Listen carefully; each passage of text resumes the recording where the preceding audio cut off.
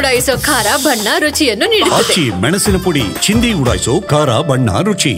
September ಕ್ರಾಂತಿ ಅಂತ ಹೇಳಿದ್ದಾರೆ.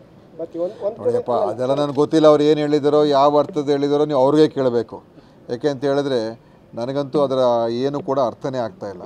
ಏನು ಕ್ರಾಂತಿ, ಯಾವ ವಿಷಯ, ಏನಕ್ಕೆ ಸಂಬಂಧ ಇದೆ, ನನಗೆ ಅದರಲ್ಲಿ ಒಂದು ನನಗೇನು ಅರ್ಥ ಆಗ್ತಾಯಿಲ್ಲ. ಇಕ್ಬಾಲ್ ಹುಸೇನ್ ನಿನ್ನೆ ಒಂದು ಸ್ಟೇಟ್ಮೆಂಟ್ ಕೊಟ್ಟಿದ್ದಾರೆ.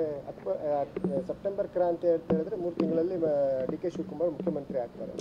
ಒಬ್ಬರು ನೋಡಿ, ಅದಕ್ಕೋಸ್ಕರ ಆ ಕ್ರಾಂತಿ ಆ ಪದ ಅದು ಕೂಡ ಸರಿಯಲ್ಲ. ಮತ್ತು ಈ ಥರ ಎಲ್ಲ ಹೇಳಿಕೆಗಳು ಅನಾವಶ್ಯಕ ಗೊಂದಲ ಸೃಷ್ಟಿ ಮಾಡುವಂಥದ್ದು. ಅವ್ರು ಯಾವ ಉದ್ದೇಶ ಇದೆ ಸ್ಪಷ್ಟವಾಗಿ ನೋಡಿ, ಏನಾದರೂ ವಿಷಯಗಳಿದೆ ಸ್ಪಷ್ಟವಾಗಿ ಹೇಳಬೇಕು. ಅನಾವಶ್ಯಕವಾಗಿ ಈ ಥರ ಹೇಳಿಕೆಗಳು ಕೊಡೋದ್ರಿಂದ ಅದು ನಮ್ಮ ಸರ್ಕಾರಕ್ಕೂ ಒಳ್ಳೆಯದಲ್ಲ, ನಮ್ಮ ಪಕ್ಷಕ್ಕೂ ಒಳ್ಳೆಯದಲ್ಲ. ಕೆಲವರು ಮಾತಾಡತಕ್ಕಂಥ ಒಂದು ಅವ್ರಿಗೆ ಹೆಚ್ಚು ಮಾತಾಡುವಂಥ ಅವ್ರಿಗೆ ಒಂದು ಅಭ್ಯಾಸ ಇರ್ತದೆ. ಅದಕ್ಕೋಸ್ಕರ ಆ ಥರ ಹೇಳಿಕೆಗಳನ್ನು ನಿಮ್ಮ ಟಿ ವಿ ಕ್ಯಾಮ್ರಾಗಳ ಮುಂದೆ ಮೈಕ್ ಇಟ್ಟಾಗ ಏನೋ ಹೇಳ್ಬಿಡ್ತಾರೆ ಅಷ್ಟೇ.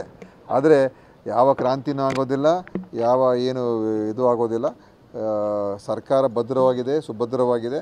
ಸರ್ಕಾರ ಮುನ್ನಡೆಸ್ಕೊಂಡು ಹೋಗ್ತದೆ. ಸುಮ್ಮನೆ ನಾನು ಕೆಲವು BJP ಲೀಡರ್ಸ್ ಎಲ್ಲ ಸ್ಟೇಟ್ಮೆಂಟ್ಗಳನ್ನ ನಾನು ನೋಡಿದ್ದೇನೆ. ಸೆಪ್ಟೆಂಬರ್ ಕ್ರಾಂತಿ ಅಂತ ಹೇಳಿದ್ದಾರೆ. ನೋಡಿಯಪ್ಪ, ಅದೆಲ್ಲ ನನಗೆ ಗೊತ್ತಿಲ್ಲ. ಅವ್ರು ಏನು ಹೇಳಿದಾರೋ, ಯಾವ ಅರ್ಥದ ಹೇಳಿದಾರೋ ನೀವು ಅವ್ರಿಗೆ ಕೇಳಬೇಕು. ಯಾಕೆ ಅಂತ ಹೇಳಿದ್ರೆ ನನಗಂತೂ ಅದರ ಏನು ಕೂಡ ಅರ್ಥನೇ ಆಗ್ತಾಯಿಲ್ಲ. ಏನು ಕ್ರಾಂತಿ, ಯಾವ ವಿಷಯ, ಏನಕ್ಕೆ ಸಂಬಂಧ ಇದೆ, ನನಗೆ ಅದರಲ್ಲಿ ಒಂದು ನನಗೇನು ಅರ್ಥ ಆಗ್ತಾಯಿಲ್ಲ. ಇಕ್ಬಾಲ್ ಹುಸೇನ್ ನಿನ್ನೆ ಒಂದು ಸ್ಟೇಟ್ಮೆಂಟ್ ಕೊಟ್ಟಿದ್ದಾರೆ. ಸೆಪ್ಟೆಂಬರ್ ಕ್ರಾಂತಿ ಅಂತ ಹೇಳಿದ್ರೆ 3 ತಿಂಗಳಲ್ಲಿ ಡಿ ಕೆ ಶಿವಕುಮಾರ್ ಮುಖ್ಯಮಂತ್ರಿ ಆಗ್ತಾರೆ. ಒಬ್ಬರು ನೋಡಿ, ಅದಕ್ಕೋಸ್ಕರ ಆ ಕ್ರಾಂತಿ ಆ ಪದ ಅದು ಕೂಡ ಸರಿಯಲ್ಲ. ಮತ್ತು ಈ ಥರ ಎಲ್ಲ ಹೇಳಿಕೆಗಳು ಅನಾವಶ್ಯಕ ಗೊಂದಲ ಸೃಷ್ಟಿ ಮಾಡುವಂಥದ್ದು. ಅವ್ರು ಯಾವ ಉದ್ದೇಶ ಇದೆ ಸ್ಪಷ್ಟವಾಗಿ ನೋಡಿ, ಏನಾದರೂ ವಿಷಯಗಳಿದೆ ಸ್ಪಷ್ಟವಾಗಿ ಹೇಳಬೇಕು. ಅನಾವಶ್ಯಕವಾಗಿ ಈ ಥರ ಹೇಳಿಕೆಗಳು ಕೊಡೋದ್ರಿಂದ ಅದು ನಮ್ಮ ಸರ್ಕಾರಕ್ಕೂ ಒಳ್ಳೆಯದಲ್ಲ, ನಮ್ಮ ಪಕ್ಷಕ್ಕೂ ಒಳ್ಳೆಯದಲ್ಲ.